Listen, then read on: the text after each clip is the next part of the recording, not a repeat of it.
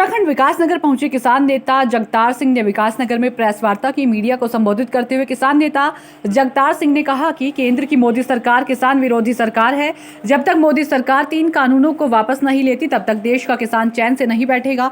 मोदी सरकार का दावा है कि निजी मंडियां बनने से किसानों को एक वैकल्पिक मंडी मिल जाएगी, बेहतर रेट मिलेगा और आमदनी दोगुनी हो जाएगी। लेकिन सच यह है कि एमएसपी की घोषणा भी समाप्त हो जाएगी और इन निजी मंडियों में फसल का रेट ठेका कानून की धारा 5, 6 व मंडी कानून की धारा 3 व 5 के अनुसार सरकारी एमएसपी पर तय नहीं होंगे। ऑनलाइन रेट से सस्ते में सस्ते रेट तय होंगे यानी पंजाब में धान की खरीद एमएसपी 1868 कुंतल पर नहीं होगी। बिहार में वह यूपी अगर धान 900 रुपए से 1000 रुपए प्रति कुंतल बिक रहा है तो निजी मंडी वही रेट देगी। प्रधानमंत्री ने देश के किसानों को पदविका है, जबकि सच बात यह है कि किसान श्रमजीवी है। रे खाना पैदा करके अपने आत्मनिर्भरता को विकसित करते हैं और साथ में देश को आत्मनिर्भर बनाते हैं। खेत का विषय है कि नरेंद्र मोदी सरकार आत्मनिर्भर भारत के विकास के नाम पर कॉरपोरेट तथा विदेशी कंपनियों को बढ़ावा दे रही है, जबकि वही असली परजीवी है। कि किसानों को, मजदूरों को और जो उपभोक्ता वर्ग है उन सबको एक बताने का लक्ष्य है कि ये आंदोलन जो है ये सिर्फ किसान का नहीं है और जिसकी खेती है सिर्फ उसका नहीं है।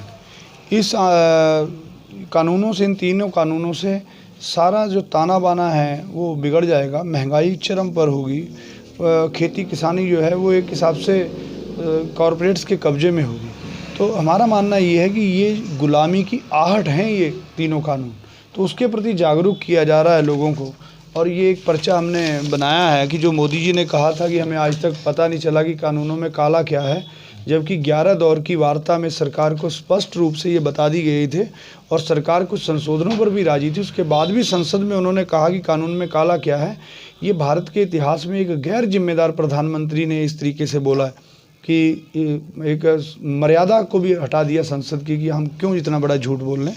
तो उसके जवाब में ये निकाला है कि इन 3 कानूनों में काला क्या है, प्रधानमंत्री मोदी को बताओ। तो आज उत्तराखंड में है, इधर सबको बताया जा रहा है और जागरूक किया जा रहा है कि ये आंदोलन के साथ सब लोग जुड़ें और ये सबको प्रभावित करेगा।